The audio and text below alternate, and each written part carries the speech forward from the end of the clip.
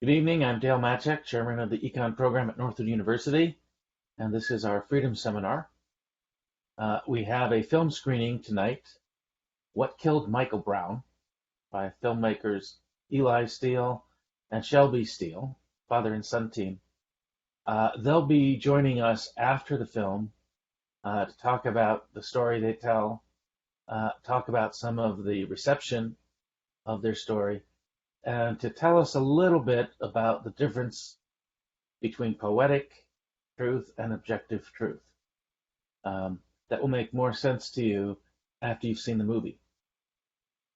By way of introduction, I want to talk a little bit about the reason why it might be hard for us to actually recognize truth or uh, agree on truth.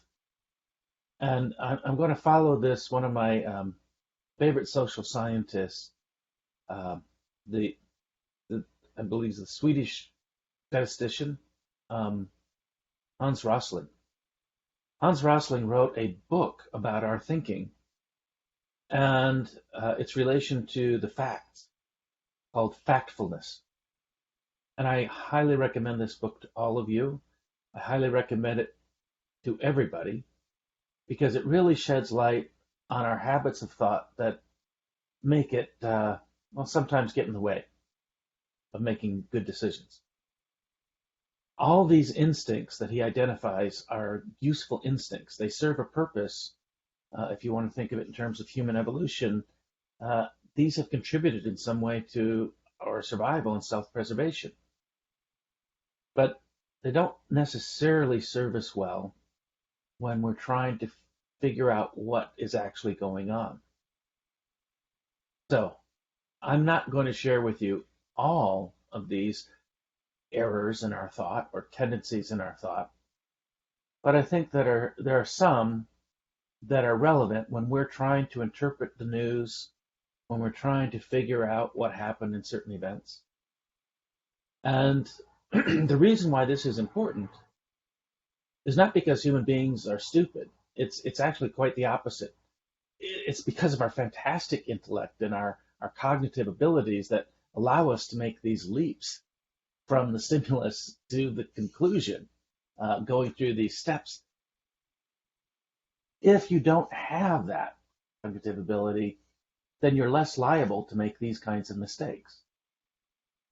But again, these mistakes should be something we recognize in ourselves, and being aware of them, we should be able to perhaps correct our thinking for them. So, what are some of these instincts? Let's start with the negativity instinct, as Rosling calls it. This is the idea that things are getting worse.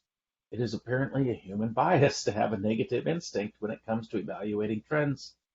And we actually begin to expect that things are getting worse. When we hear bad news, we immediately think, this is part of a negative trend. Here's another mistake that we sometimes make. Hans calls it the fear instinct. This is really frightening. This is scary.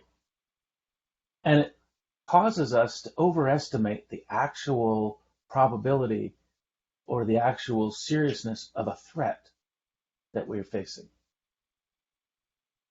Another instinct that we have is the generalization instinct.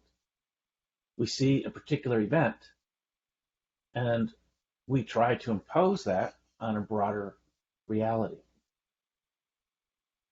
And then a final instinct, very important in this case, is the blame instinct.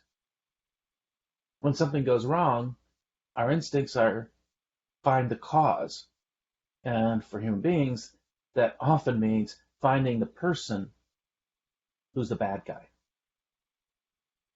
Now, when we make these mistakes in our thinking, it doesn't necessarily lead to catastrophic results, but it can lead to social misunderstandings. It can make it more difficult for us to communicate with each other. As we saw in our opening film of the weekend, when Thomas Sowell was asked why did he stop being a Marxist, he gave a simple answer: facts. And so, in order to, like Thomas Sowell, allow the facts to lead us to the right conclusions, we need to be aware of our thinking. Now, in this movie we're about to see, it's looking at a very dramatic event. Um, it is the death of Michael Brown, who was shot, an unarmed black man, by a white cop on the streets of Ferguson, Missouri. And unfortunately, these images are becoming much too common. I'm going to let you um, look at what happened in Ferguson with your guide, Shelby Steele, and then we'll have a chance to talk to Shelby and Eli, the filmmaker, at the end of the movie. So here is what killed Michael Brown.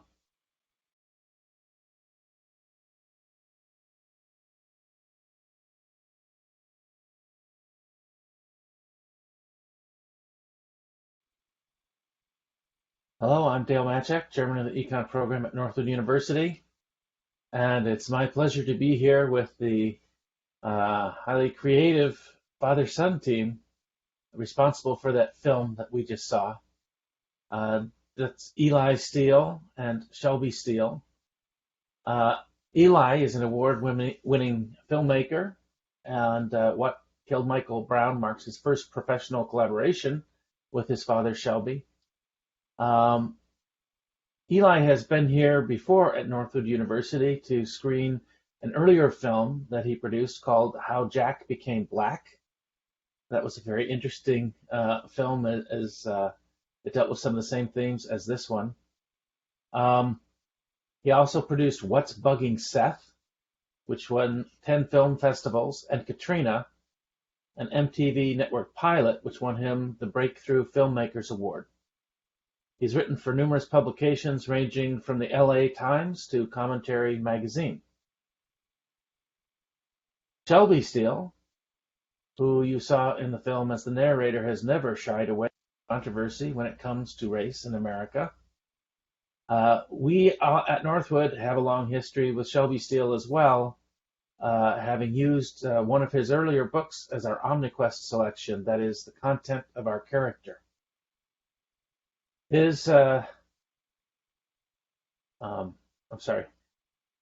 has received the Bradley Prize for his contributions to the study of race in America, and also has been awarded the National Humanities Medal.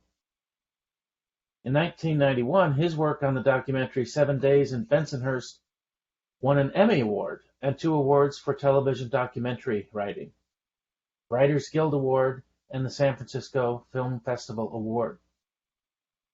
Another documentary of his, Jefferson's Blood, for PBS Frontline, was also critically acclaimed. Shelby Steele is a senior fellow at the Hoover Institution. He's written 5 books, including White Guilt and the aforementioned Content of Our Character, which received the National Book Critics Circle Award. So please give a warm welcome to both Eli and Shelby Steele. Thank you, gentlemen, for being here with us. Thank you for having us. Well, it's my pleasure. Now, needless to say, the film that we just saw generated some controversy. And I expect that you knew that it might generate some controversy going into it. So I guess that might be the first question I want to ask. What was the reaction to the film when it premiered?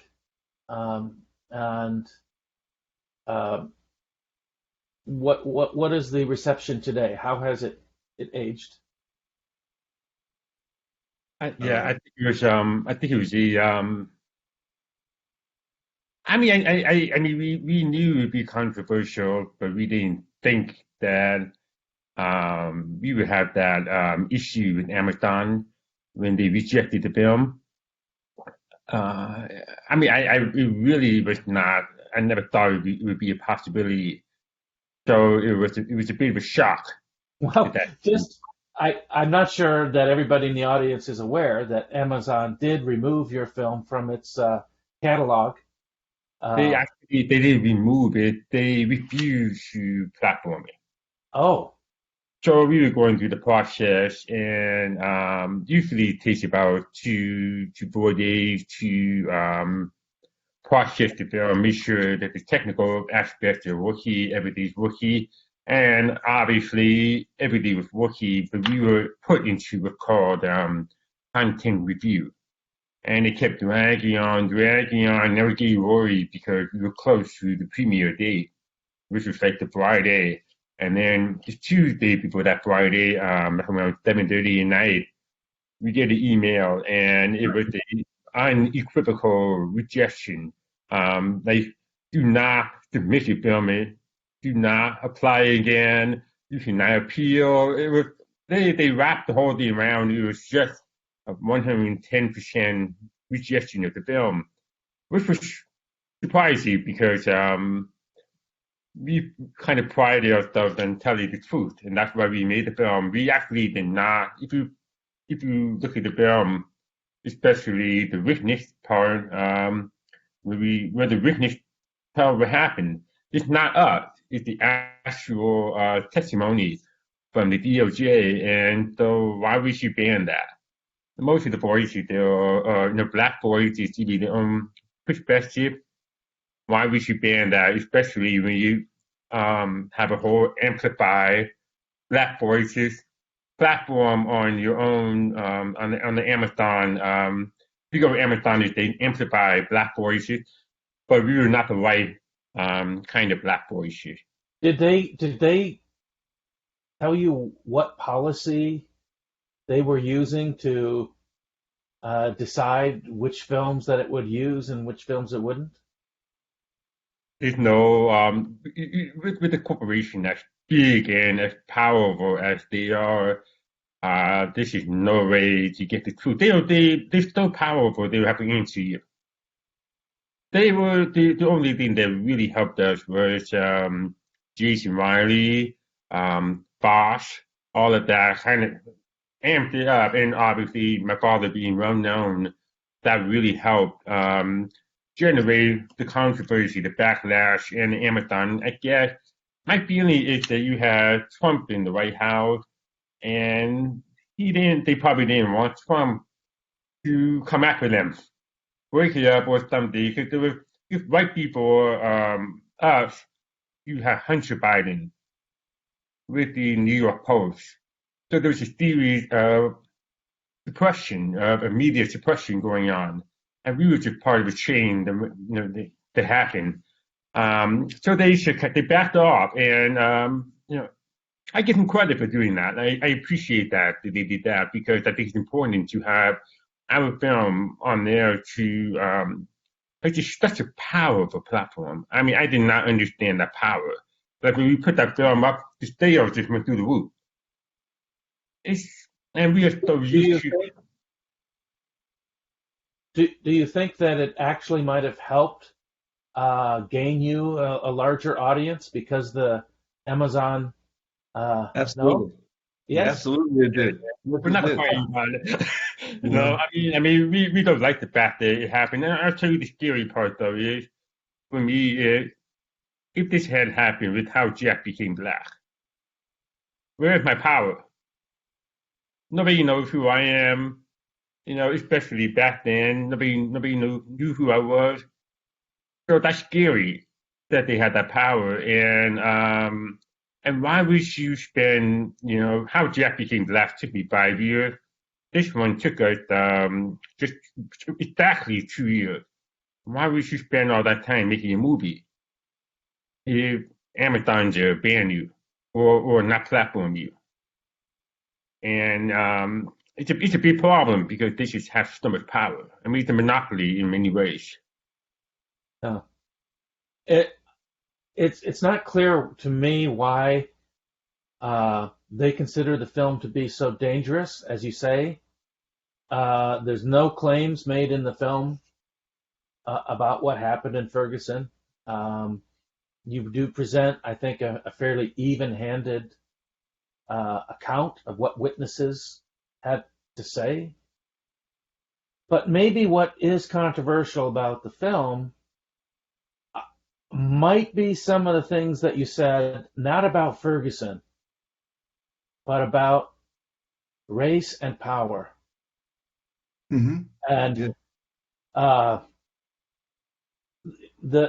I was writing as fast as I could some of the quotes that I wanted to remember from the film. In fact, I'm going to have to get a transcript of the film because it would make a powerful book, I think. And I'm just going to share some of these quotes with you, and I think you can understand why some people might be upset at what you say.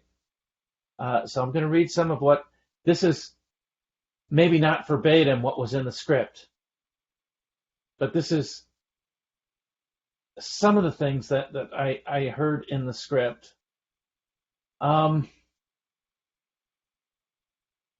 Race empowers government. It gives them a reason to be involved. Without the thesis of racism, government loses some of its own power or legitimacy. Mm-hmm. Yeah. Now, some of these things that were said, they went by too fast for me to capture them exactly, but that is a pretty controversial thing to say, that the government is actually needs racism in order to justify its programs and the expansion of its own power. Am I capturing the context of that? That's absolutely right. That's yes. It does need racism. Racism is a source of enormous power in American life. It may be the sole racism may be the sole source of power for the American left, for the liberalism that we've had in America for the last 50, 60 years. Is all predicated on the idea that we are a systemically racist society. And I want you to give me power in order to rectify that. Well, if you take away racism, there's no call to do anything. There's no call for the government to intrude, to take over our problems. Racism is an injustice, an anti-democratic evil. And so the government is really called upon, they feel, to get involved there and straighten that out, overcome that ugliness in our lives. But in order to justify all the billions of dollars and so forth that you're going to spend doing that, you need racism. So the one thing that the government will simply never do is say there's no racism. The fact of the matter is, of course, that America in the last 60 years, since the Civil Rights Bill in the mid-60s, has made more racial progress, moral racial progress, than in anywhere else in human history.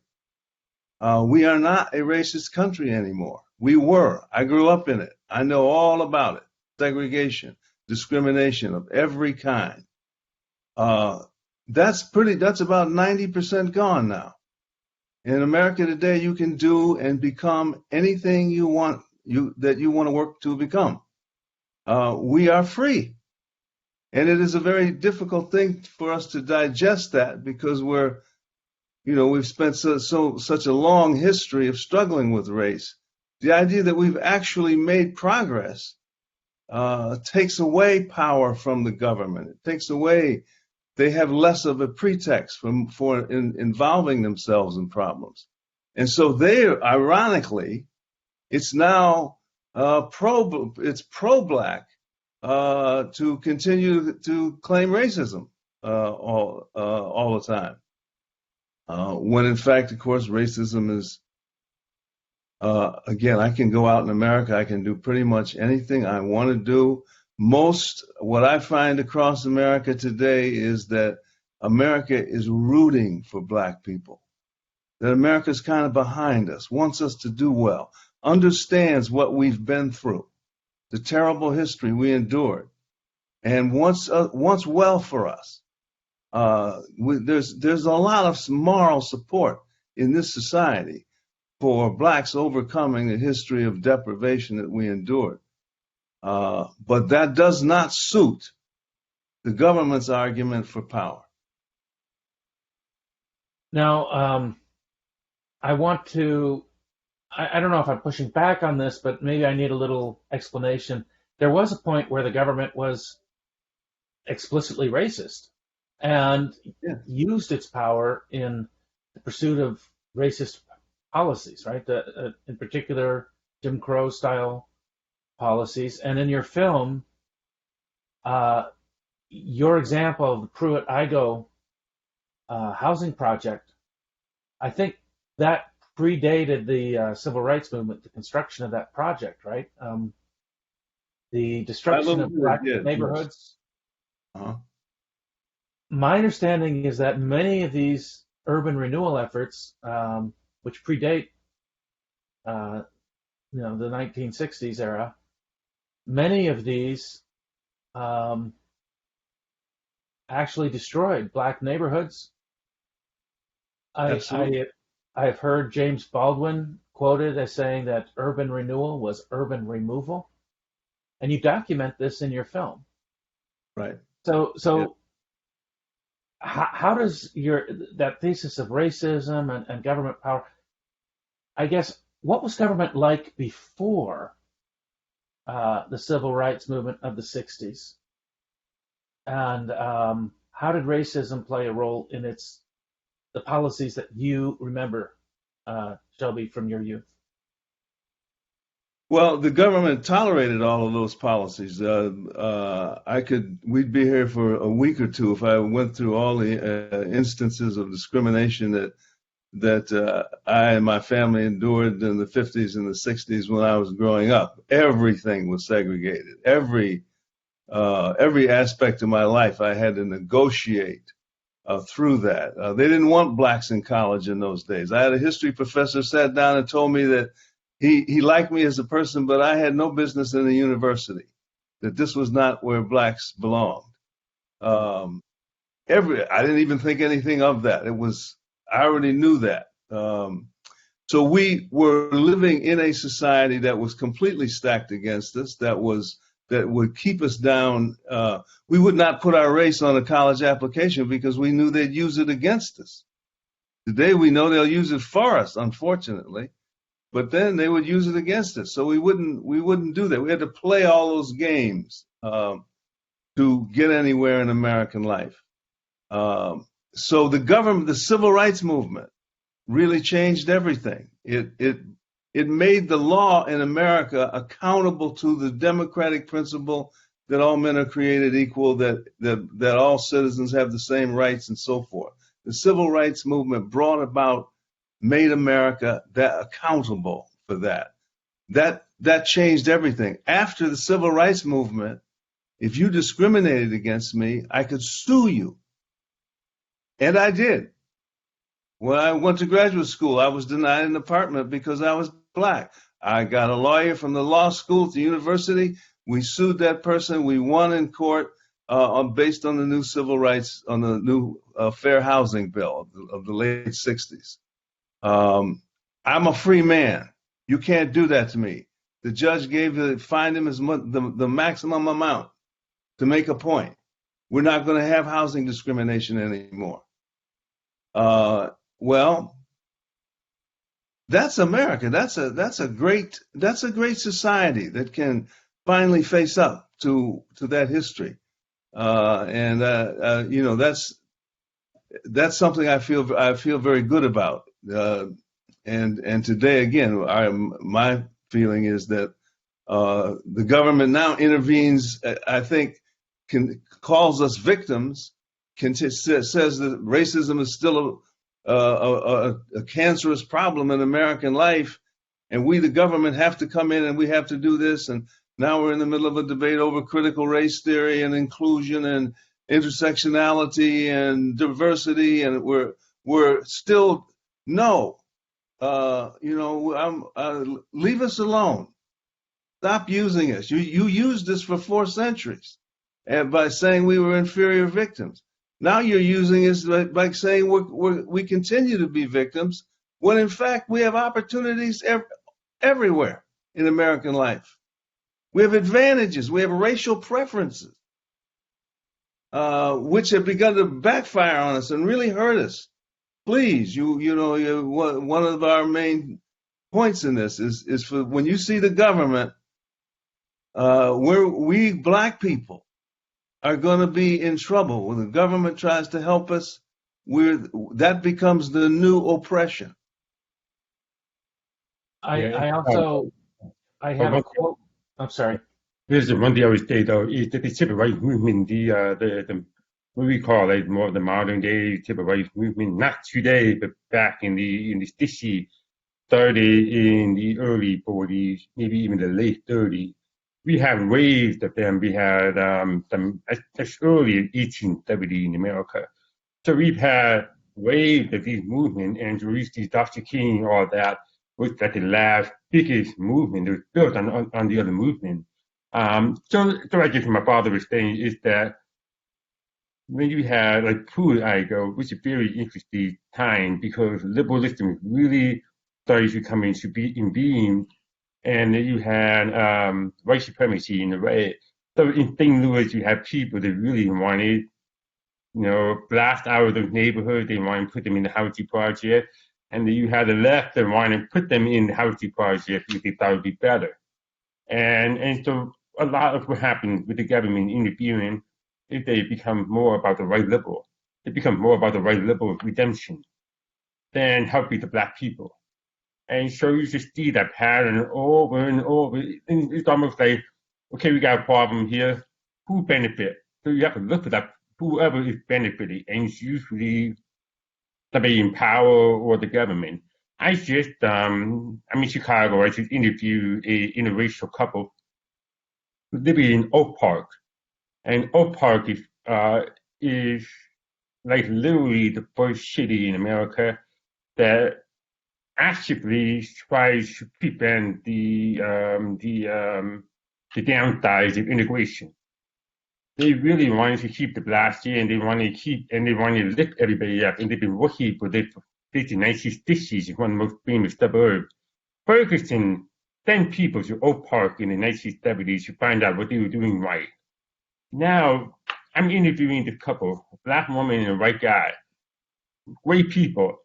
Now the government, the school officials are bringing in critical race theory, bringing all of these other things because there's a gap, a disparity between the white students and the black students. So now the government is embracing critical race theory to improve it. And so one of the points was the woman is black, the man is white, the kids are interracial. So if you're going to take what the government says literally, you have the oppressor and the oppressed living in the same house. And but think about how dangerous that is. If that couple did not have the same value and nothing common, that could have ripped that marriage apart. And it is happening to other couples. So that's very. So there's a very. The woman literally said it's life and death. Because you are coming in, you're pretty poisonous idea, and they're going public with this story. They're going to be ripped apart in that community once the story goes public. Why are we doing this to this wonderful family? There's nothing wrong with this family. They married, they've been together for more than 10 years. But that's the problem with the government coming in and over and over and over and over. This actually reminds me a little bit of your experiences with Jack Became Black. Yeah. I know that our audience is not necessarily familiar with the story, but this desire to make race such an important part not only of our identity, but our children's identity at a very early age. And this is being pushed in many of our curricula. I have read recently of a new curriculum where white children as young as 7, 8 years old are being asked to identify what kind of white they are. It's definitely 5 years old. Yeah. I interviewed what's his name, Andrew Gutman, who's the father of the private school, and when his daughter was in kindergarten, it was well, you approach because that's like a big exercise for kindergarten. Just do whatever you want, be creative, do whatever you want. Now the people in kindergarten, the only exercise is find the that skin color crayon that matches your skin. That's it. There's no more creativity. So you just find the crayon and the matches your color and you draw. But there's no internal inspiration, there's nothing. That's what we're teaching them. So I mean, I have my son and my daughter's portraits. They're wild, they're crazy, and they're beautiful in a way. And the imagine we should put a tan version of that next to that. That just shows you the backwardness of what we're doing. Who wants to And see? that brings to mind a quote I want to share from the movie again. I think I got this one right. Shelby says, "Whether for good or ill, race is a corruption always." Yeah. I would just invite you to explain what you mean by that. Right.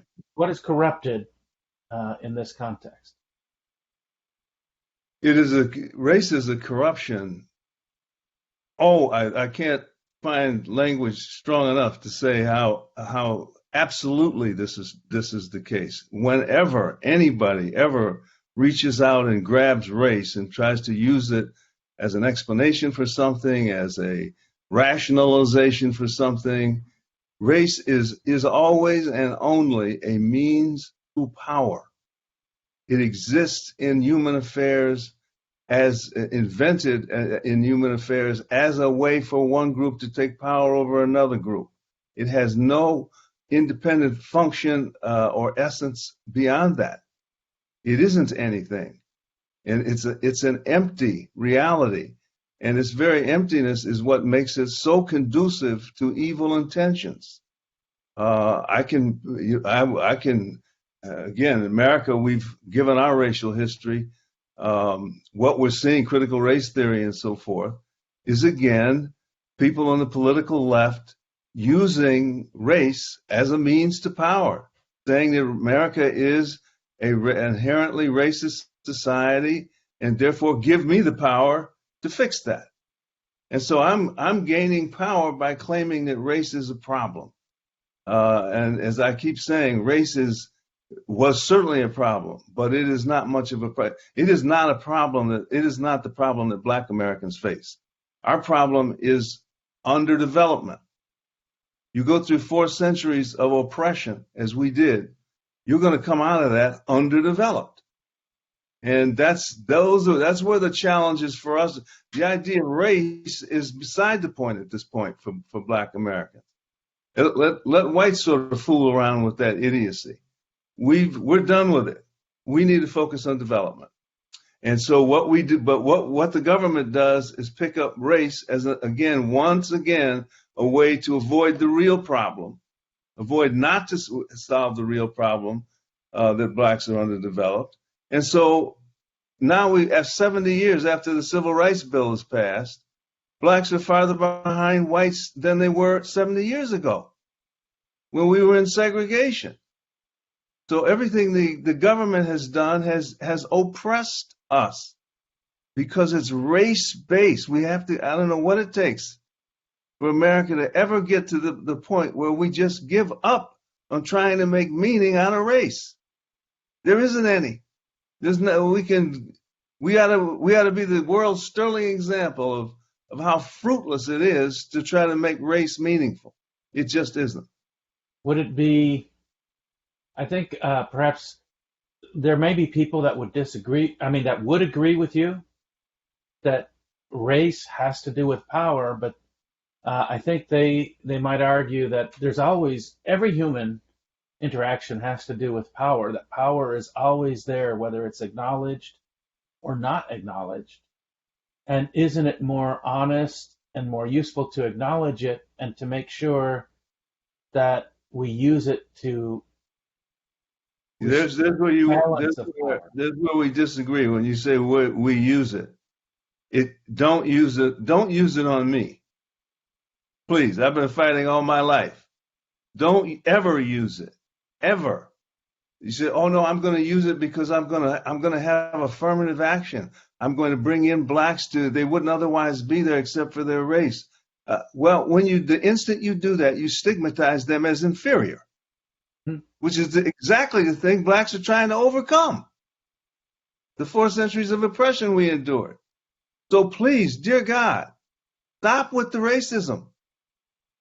Race is the enemy. It's always a corruption. It's always an evil. It will never, ever do anybody any good.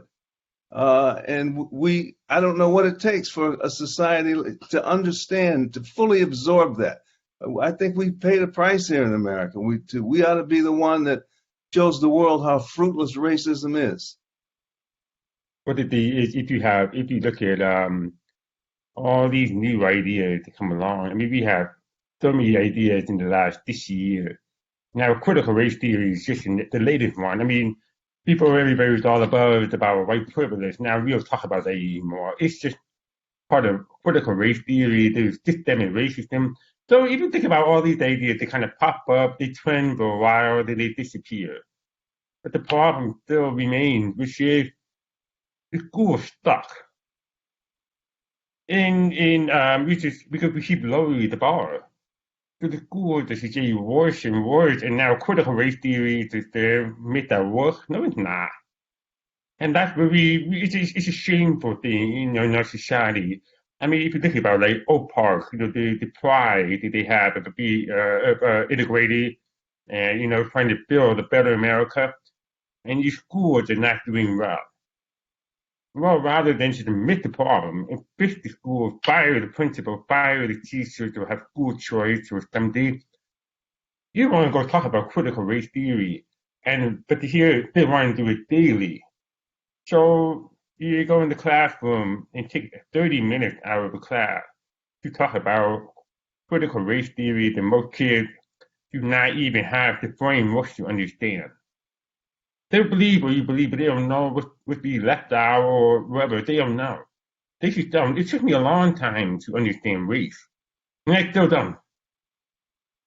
And so, how do you expect the 7-year-old or 8-year-old? And so, anyway, the opportunity cost of doing that, I suppose, maybe spend that 30 minutes working on math, working on the reason why you have a education disparity between the white and the blacks, which is something I'm not exactly sure, but it's about 1 to 1.5 points on the GPA. How do you close that? Critical race theory is not going to close that, and that's why we're having this issue. I mean, if it works, it works great, but it's not going to do it. And so that's one thing for race. Could I push back to this extent? Let's suppose that I identify a gap and I'm concerned about it. Would that make me examine, for example, my curriculum, try and figure out what the root cause of that is? Now, I would assume that it's not, genetics. Maybe it's with the teaching method. Would that be a legitimate way to approach the gap that we measure? It would be legitimate if you said also, and here's where everything blows up. If you introduce the idea of personal responsibility as a factor in the disparity, and that the problem may have something to do with blacks not taking enough responsibility for overcoming deficits, and that may be a part of this disparity that you're talking about. So if you have the intellectual discipline to look at all possibilities, but what has happened for 70 years now, we never look. It's verboten to look at the word responsibility in connection to black performance. And so blacks don't do better. the disparities remain. And in the meantime, people mess up the society and come up with gimcrack ideas like critical race theory and all. When the problem is the fact that blacks we've not fully understood the degree to which we have to be responsible for becoming competitive in American life. We have to compete, not win our way by manipulating our history of victimization to gain us privileges. There's no such thing as a privilege that doesn't come at a cost. You get that privilege for affirmative action, you're going to be seen as a second rater throughout your career. You're going to pay for that. And whites are going to, we did a wonderful thing. We gave you affirmative action. No, you gave me a stigma that crushes me, that pigeonholes me in a reputation of inferiority. The same thing I'm trying to escape from. You make it worse now because you say you're doing it as a friend, as trying to help me. No, you're killing me. We've done that with 2 or 3 generations of black young people since the 60s. Go to graduate school and you see blacks down at the bottom of their class, bottom of the class in med school, law school, you name it. Nobody can say to them, listen, you can do better. The problem is that you haven't decided to compete yet with everybody. And that we'd like to encourage your embracing of this competition as a way ahead, as the way into the modern world.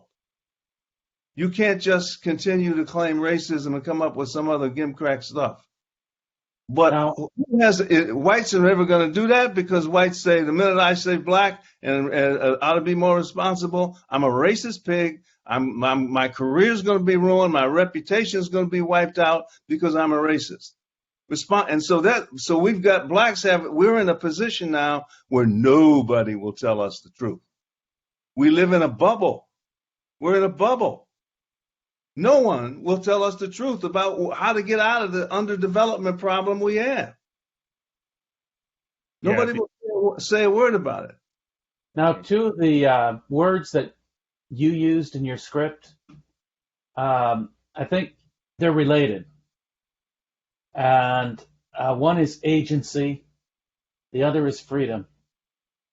And I think the way you use these two in your movie, agency has to do with overcoming my internal constraints, my laziness, my lack of responsibility, my lack of confidence. All these things detract from my agency. If I can overcome my agency, I can do more things. If I can acquire that agency. Freedom, in the context you used it in the film, might be external constraints. The segregation limited my freedom to where I could go. Now, you make the point in the film that these two very important, empowering ideas were moving in different directions since the 1960s. As freedom increased for Black Americans, agency was decreasing. That's an interesting thesis.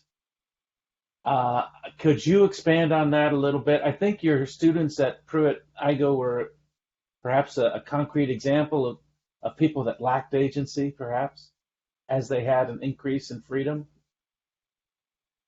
Right. Yes, they clearly did not understand. The going story then and the going story now is that they were victims of racism. This is Black in America still to this very day. That's what it means. It's victimization. And the victim has no real agency. He has to wait around and convince other people to act for him on his behalf. It's one of the reasons I'm a great fan of Malcolm X. Malcolm X said, no, never accept anything from the government. Dependency is the worst of all problems. Then you spend your life thinking, in order to be free, in order to use freedom, I've got to somehow or other overcome. I've got to convince white people to change. I have to indirectly work on my advance. No, we need to. Our problem is underdevelopment. We need to get to work on it immediately, without any regard whatsoever to what white America does. White America only does this. Their side of the story is they do this because they're trying desperately to get out from under the stigma of being racist. To be born in America as a white person today is to be stigmatized that way. And no one wants to be a racist. And so we'll have social programs, we'll have diversity this, critical race that. We'll do all that garbage to get that stigma off of us. We don't believe in it, but we'll do it. We'll give it to you. That's their side of it. Well, then here we come, say, yes, well, we really are victims of racism, and you should give us all those things. And so we create this little cabal of we call it the grievance industry, where black leadership now makes all sorts of money and on the fact that they can back white people up. And think about how many people are hired in human relations in American corporations today to meet the demands of critical race theory. It's an industry now. It's enormous power. It is major part of the black middle class comes from this grievance industry. And you see how deep the corruption goes. And do you think they then don't believe in the agency of their own people? They say, hey, we're not stupid. We know we are inferior. We know we can't compete. And so we're going to keep shaking white people down with white guilt. That's our future. Our future is in getting them to buy critical race theory. You understand how pitiful that is? That's where we're at today. We think that's militancy to shake them down. Well, yeah, so comparing that. Wow, freedom is here. Freedom's been here. Freedom kisses us every morning we wake up. We can do anything now. Why aren't we doing it? Eli, you had a comment. One quick example is, so again, I'm referring to old parts that she came from there. But what's fascinating about it is that you have pretty much, the right leadership in the city. And they blame the failures of the student on white supremacy. So these white people are blaming white supremacy for the failures of the student. Then they tell the student, you must believe our critical race theory. You must accept that. There's no other one. There's no other race. There's no other race. That's why either you're anti-racist or you're racist. There's no in between. So ironically, we look at that. The white people blame white supremacy, lift themselves up in the power of supremacy, and tell the rest of the world, you must believe what we believe. Well, that's what they did in slavery. That's what they did in segregation. And they use shaming. They use other ways. The accusation of racism to get you in line. So that decreases the freedom, right? That you tell a black student, you're inferior, you need our help. Well, that decreases agency. So that's the trick, is that by the critical race theory, keep these people in power, and there's nothing to lift up. Could I reframe that? Instead of saying we're inferior, we need white people's help, could they be saying we're victims, we need you to stop oppressing us? Yeah, because I think that might be the way they frame it. That's the way they frame it. Yeah. But what can I do under? Because if you think about it, because the thing is, I wish white people should literally become black people in one day. Just understand what the language does to black people. Because when you if you think my father, when he was in high school, you could be a Christianity. Well, when I was in high school, people told me, well, you should go to a deaf college. That's a lower your expectation. If you're just different, they lower your expectation. So because they feel superior to you. Who is that person? That person has no idea who I am, I had no idea that I wanted to go to NYU Film School, which was the hardest school to get into in America, even harder than Harvard. And I got in. But that person just assumed because I'm there. They didn't see my individuality, they didn't see who I was, they didn't know who my parents were, nothing. They just saw my deafness. Well, critical race theory takes the exact same approach. And that was because remember, a government cannot see individuals. That's why policy, when you create public policy, you always have to account for the fact that your policy may kill people. It's just unfortunate. It may, because when I moved to LA, they put a new crosswalk, which you think would save people's lives and so forth. Unfortunately, some girl ran into the crosswalk, and the driver, who had been driving that road for 30 years, didn't know that there was a crosswalk there and ran her over. It's things like that happen. So my point is, that's why when we talk about policy, we have to look at what the negative is, and we don't do that when it comes to race. Because we don't care about black people, we care about the white people, we care about looking good, feeling good about ourselves. Because if we were to look at the horror, the dropouts, all of that, then or take away somebody's decency, why would you in your own home tell your kids, study, be the best that you can do, and then go outside of your own home and have a different set of standards for somebody else because they're a different color? I mean, that's what I tell all my friends. I say, you would never say that to your own kid. So why do you tell people why do you tell other people that? That's racism. That's the real racism in America. I have some questions for us from our audience here. We had a speaker earlier today, a congressman from Michigan, Lisa McClain, says that her personal belief is in equality of opportunity, not equality of outcomes. And do you think that this statement is a good representation of your own philosophy? Equality of opportunity, not of outcomes? Yeah, it's I've always agreed with that. We want that's what the discrimination, segregation that I grew up under denied me opportunities. I went to there was a school district in elementary school. 2 schools were in it. One was white, one was black. The black got all the textbooks when they were worn out and falling to pieces. They got the teachers when they were having nervous breakdowns. That's what we got. White kids got all the good books, all the good teachers, and that was not equal opportunity. That was the use of white as racial privilege. Obviously, we don't. That's the evil itself. And so what we want to, easy to say, but what we want is equal opportunity. That's where the discipline needs to come in. The decision, for example, that we will not absolutely under any circumstances lower or change our qualifications for entrance or whatever on the basis of race or gender or anything else. We'll do these things as much as we possibly can in the blind so that people can rest assured.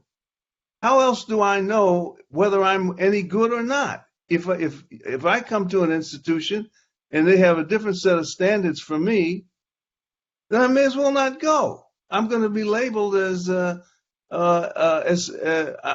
institution will brag about me being there, but they won't help me develop. They won't help me compete. They'll say you better claim your victimization for the rest of your career because that's the only way you're going to get ahead.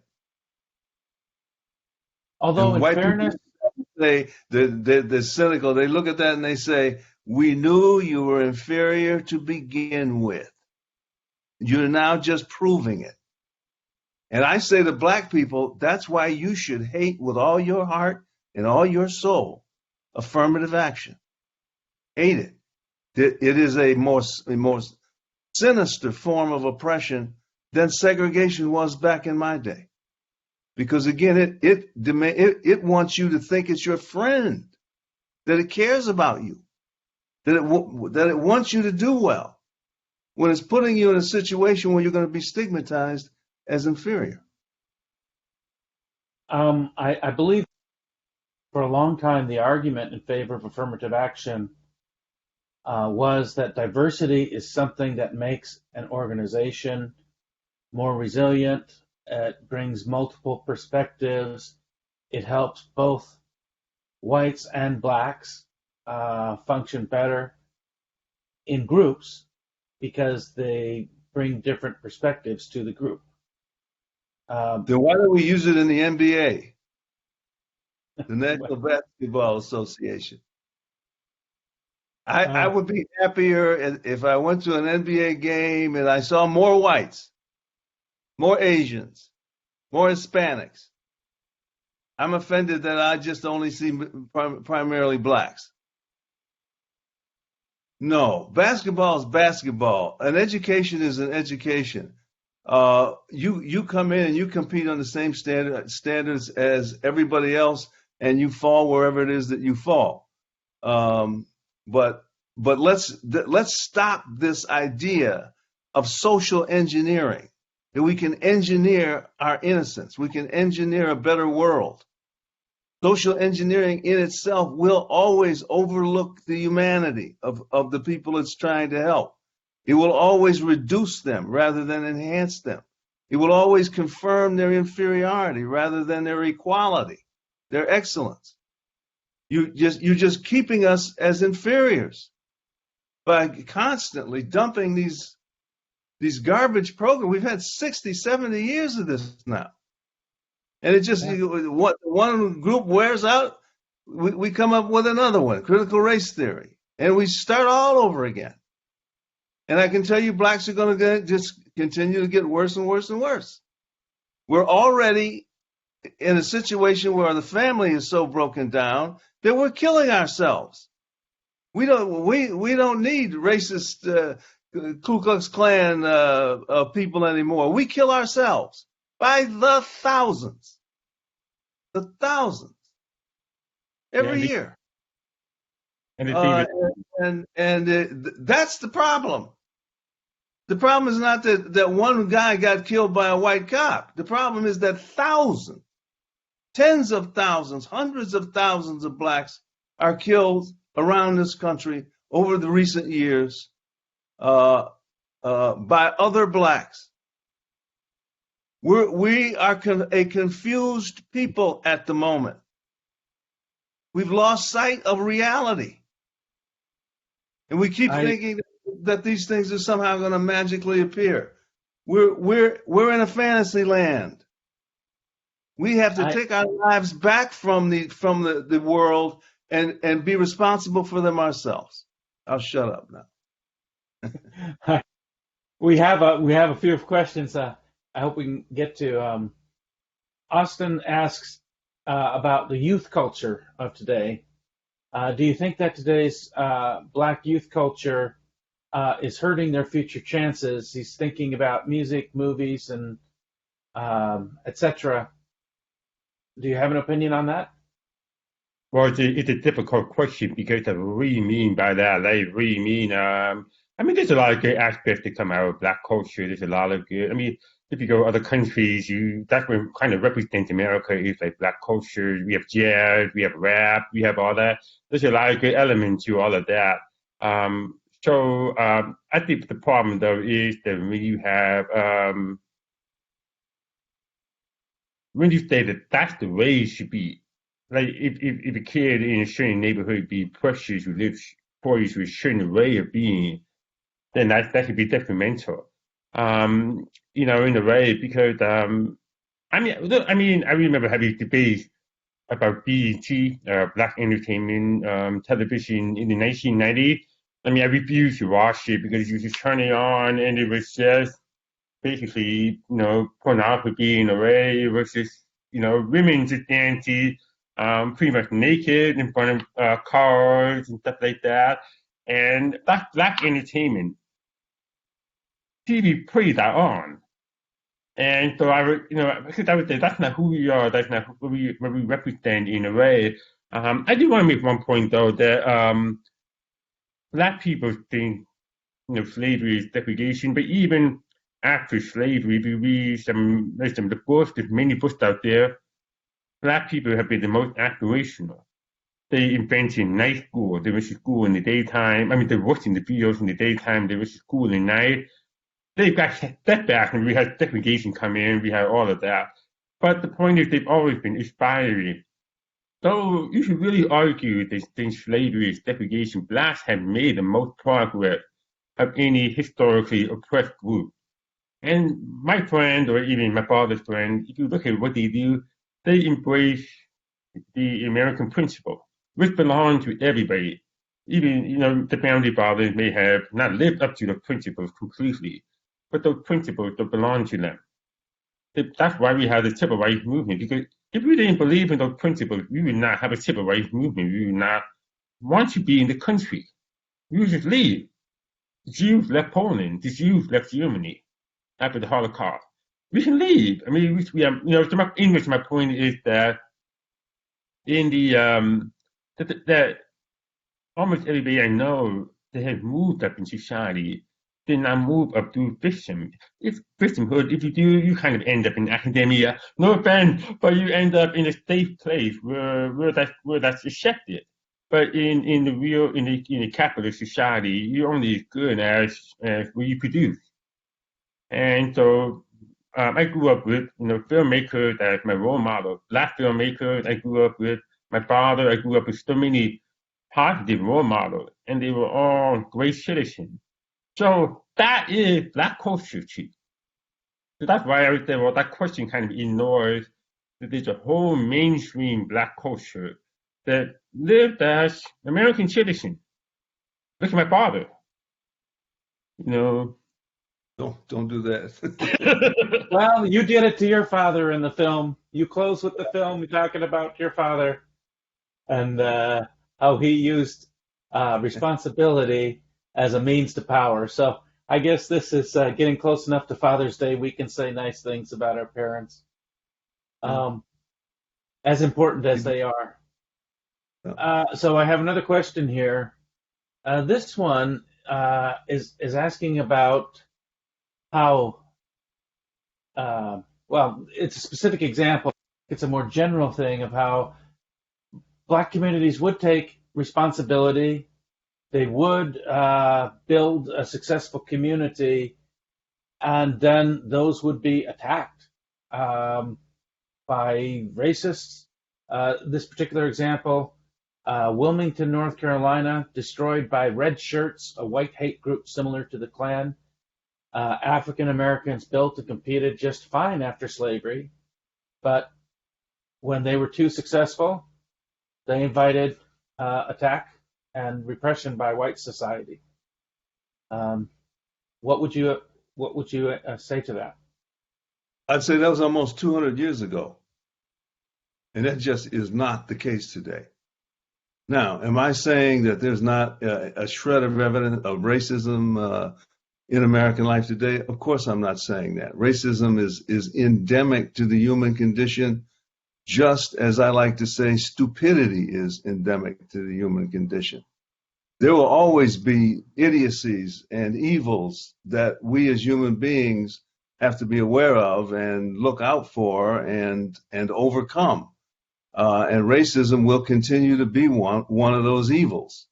The difference is that we are blessed to live in a country that understands them now to be evils and is with us, is not against us, is bending over backwards, trying to make things better for us, is encouraging us, rooting for us.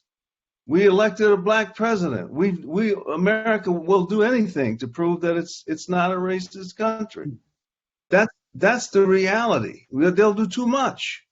They'll take our own problems away from us, which you should never do, because we then lose our own confidence. Well, I'm sorry, I actually missed this. There's a second part to the question, which I want to make sure that we include, because I think this is really the point of the question. Given what happened in many cases, how do you overcome the trauma of that kind of racism?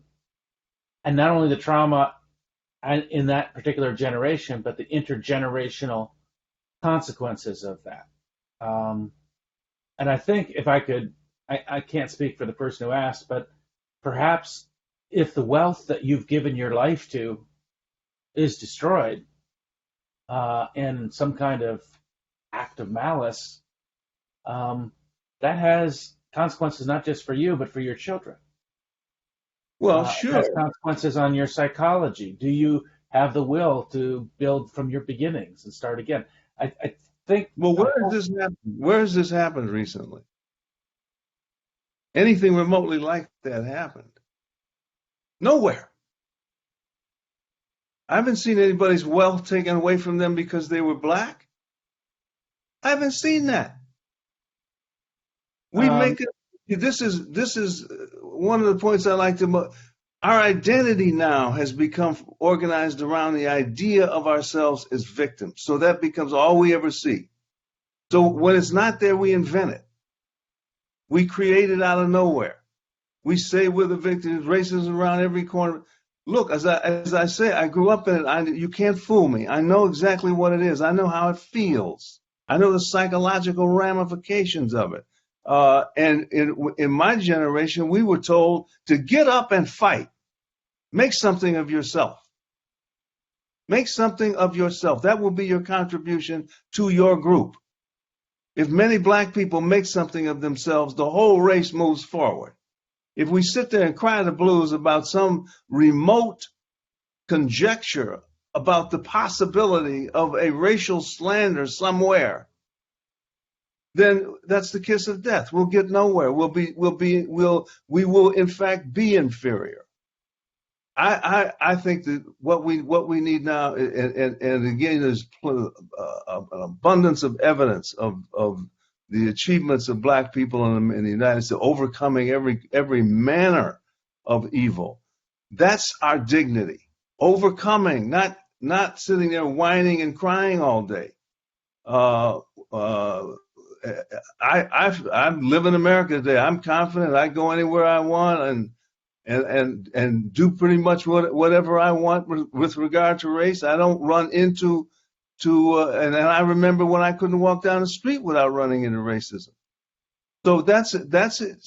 Stop the excuse making. There are no more excuses for us as black people. We've come to the end of them.